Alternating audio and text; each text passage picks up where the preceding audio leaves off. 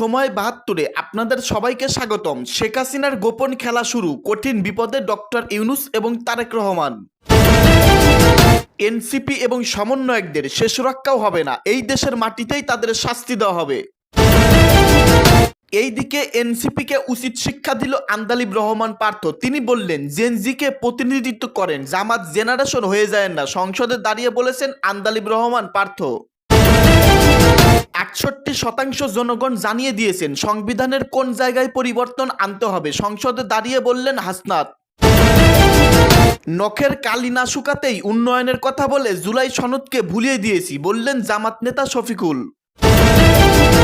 মানুষের অধিকার ক্ষুণ্ণ হলে প্রয়োজনে প্রতিরোধ করব, বললেন জামাতের আমির বিরোধী দলীয় নেতা। সর্বশেষ জানবেন, যেই কৌশলে হাঁটতেছে আওয়ামী লীগ, যে কোনো মুহূর্তে শেখ হাসিনার কপাল খুলে যাবে এবং নিজেদের পায়ে কুড়াল মারবে এনসিপি, জামাত এবং বিএনপি। এতক্ষণ শুনলেন সংবাদ শিরোনাম, এখন শুনবেন বিস্তারিত। জেনজিকে প্রতিনিধিত্ব করেন, জামাত জেনারেশন হয়ে যায় না। সংসদে আন্দালিব রহমান পার্থ। বিএনপিকে জুলাই গণ অভ্যুত্থানের বিরুদ্ধে নিয়ে যাওয়ার পায়তারা দেখতে পাচ্ছেন বলে সংসদে অভিযোগ করেছেন বাংলাদেশ জাতীয় পার্টি বিজেপির চেয়ারম্যান আন্দালিব রহমান পার্থ। তিনি বলেন, আমাদের জুলাইয়ের বিরুদ্ধে নিয়ে যাওয়ার একটা পায়তারা দেখতে পাচ্ছি। ঠিক আওয়ামী লীগ সরকারের কথা মনে পড়ে যায়। আমরা যদি কোনো কথা বলতো যুদ্ধাপরাধের বিচার চায় না। আমরা বলতাম তেলের দাম কত, যুদ্ধাপরাধের বিচার চায় না। আমি অনেকখানি ওই আচরণটাই দেখতে পাচ্ছি। জাতীয় নাগরিক পার্টি এনসিপির উদ্দেশ্যে আন্দালিব রহমান পার্থ বলেন, এনসিপি যে আমাদের দল, আমাদের হিরোরা যারা যুদ্ধ করেছেন, যারা এখানে আছেন তাদেরকেও বলে দেই, আপনারা জেনজিকে প্রতিনিধিত্ব করেন, জামাত জেনারেশন হয়ে যায় না। আজ মঙ্গলবার সংসদ অধিবেশনে জুলাই জাতীয় সনদ বাস্তবায়ন আদেশ এবং সংবিধান সংস্কার পরিষদের অধিবেশন ডাকা নিয়ে আনা মুতলবি প্রস্তাবের উপর আলোচনায় অংশ নিয়ে আন্দালিব রহমান একথা বলেন। জুলাই সনদের সঙ্গে মৌলিক আপত্তি না থাকলেও বাস্তবের প্রক্রিয়া নিয়েও সমস্যা রয়েছে বলে দাবি করেছেন আন্দালিব রহমান। তিনি বলেন, জুলাই সনদ বাস্তবায়ন নিয়ে কোনো সমস্যা নেই, এর প্রক্রিয়া বাস্তবায়ন নিয়ে সমস্যা রয়েছে। আপনারা বিরোধী দল কোন প্রক্রিয়ায় করতে চাইছেন? আমাদের নোট অফ ডিসেন্ট আপত্তি আগে থেকেই দেওয়া। আপনারা সে সময় বিপ্লবী সরকার করেন নাই কেন? সাধারণ সরকারে গেলেন কেন?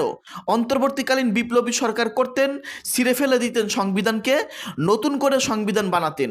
পুরনো সংবিধানে থেকে আপনারা সংবিধানকেই বাতিল করে দিতে চাচ্ছেন, এটা আসলে হয় না। সংবিধান প্রণয়ন ইতিহাস টেনে আন্দালিব রহমান পার্থ বলেন, ৭২-এর সংবিধান তৈরির সময় রাষ্ট্রপতির ক্ষমতা কমানোর বিষয়টি উল্লেখ করে বলি, রাষ্ট্রপতির ক্ষমতা কমাতে গিয়ে আমরা প্রধানমন্ত্রী বা মন্ত্রী পরিষদের ক্ষমতা অনেকাংশে বাড়িয়ে দিয়েছি। এ কারণে আমরা অনুধাবন করেছি পরিবর্তনের। আমরা মনে করি পরিবর্তন প্রয়োজন। সংবিধান ও জুলাই সনদকে সমন্বয় করে আমাদের এগিয়ে যেতে হবে। সংবিধান সংস্কার পরিষদের বৈধতা নিয়েও প্রশ্ন তোলেন আন্দালিব রহমান। তিনি বলেন, সংবিধান সংস্কার পরিষদ কোথা হতে আসছে? সচরাচর আমরা যেভাবে সংবিধান পরিবর্তন করি, আমরা সেখানে থাকতে চেয়েছি, আমরা সেভাবে করব। আপনারা বসেন, আমাদের আপত্তি আছে, সেগুলো নিয়ে কথা বলি। গণভোট প্রসঙ্গে আন্দালিব রহমান বলেন, গণভোটে ৭০% হ্যাঁ ভোট বললেও সংবিধান পরিবর্তনের জন্য ৫১% তাদের বিএনপি জোটকেও ভোট দিয়েছে। তিনি অভিযোগ করেন, অন্তর্বর্তী সরকার জনগণকে হ্যাঁ ভোট দিতে বাধ্য করেছেন। জুলাই গণ অভ্যুত্থানের প্রতি শ্রদ্ধা জানিয়ে বিজেপির চেয়ারম্যান আরও বলেন, ১৭ বছর আমরা কষ্ট করেছি, এখানে আমরা ভাইয়েরা অনেক বেশি কষ্ট করেছে। আমরা জেল গিয়েছি, আন্দোলনে ছিলাম, ২০ দলে ছিলাম, ৪ দলে ছিলাম অনেক আগে থেকেই। আমরা চাই না একটা প্রক্রিয়ায় সংবিধানকে ছুঁড়ে ফেলে দেওয়া হোক। সংবিধানকে ছুঁড়ে ফেলবো কেন? আন্দালিব রহমান বলেন, সংবিধান কি মনে করায় দেয় ৭১-এর পরাজয়ের দলিল? আমি সংবিধান কেন ছুঁড়ে ফেলে দেব? এই সংবিধান দিলে গাদ্রহতা কেন হবে?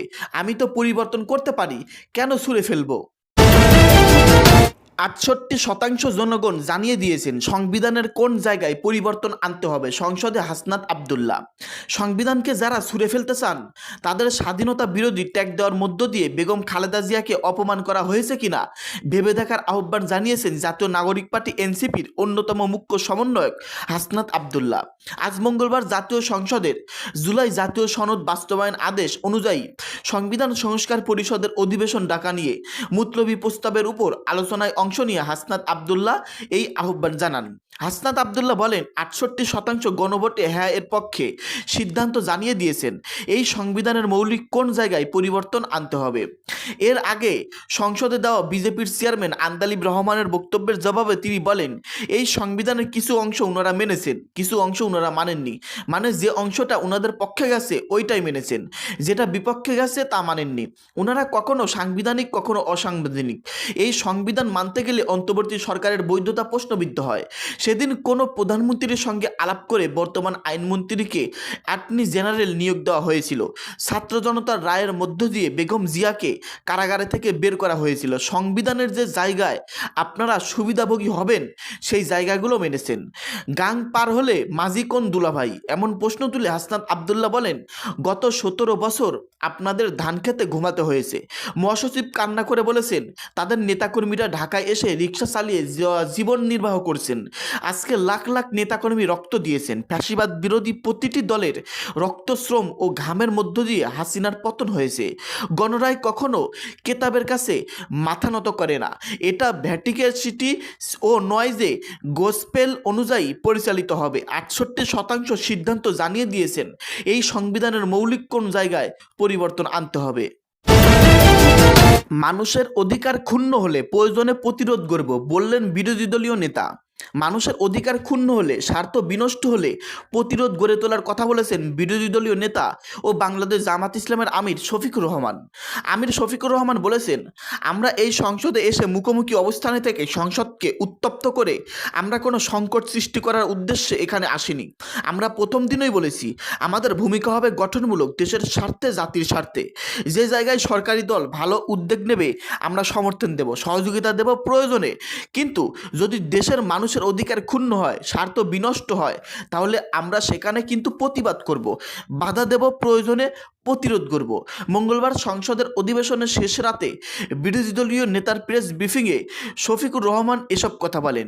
জাতীয় সংসদ ভবনের মিডিয়া সেন্টারে এই ব্রিফিং হয়। এ সময় শফিকুর রহমানের পাশে ছিলেন জামাতের সহকারী সেক্রেটারি জেনারেল রফিকুল ইসলাম খান ও জাতীয় নাগরিক পার্টির এনসিপির সদস্য সচিব আক্তার হোসেন। ব্রিফিংয়ে সরকারি দলের প্রতি আহ্বান জানিয়ে শফিকুর রহমান বলেন ৬৮% মানুষ গণভোটে সংস্কারের পক্ষে রায় দিয়েছে।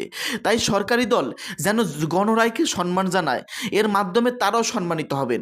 সবাই মিলে গণভোটকে সম্মান দিলে সংসদ সম্মানিত হবে। সংসদে সরকারি দলের পক্ষ থেকে একটি কমিটি গঠনের প্রস্তাব এসেছে উল্লেখ করে জামাত ইসলামের আমির বলেন সংসদ পরিষদ এবং পরিষদের সভা আহ্বান সংক্রান্ত নোটিশকে কেন্দ্র করে কোনো সংস্কার বিষয়ক কমিটি গঠন করা হলে বিরোধী দল এটাকে ইতিবাচকভাবে গ্রহণ করার সুযোগ আছে। তবে শর্ত হচ্ছে সেখানে উভয় পক্ষ, সরকারি দল ও বিরোধী দল, সেখান থেকে সমান সংখ্যক সদস্য থাকতে হবে। তা করা না হলে এই কমিটি থেকে ভালো কিছু আশা করা যাবে না।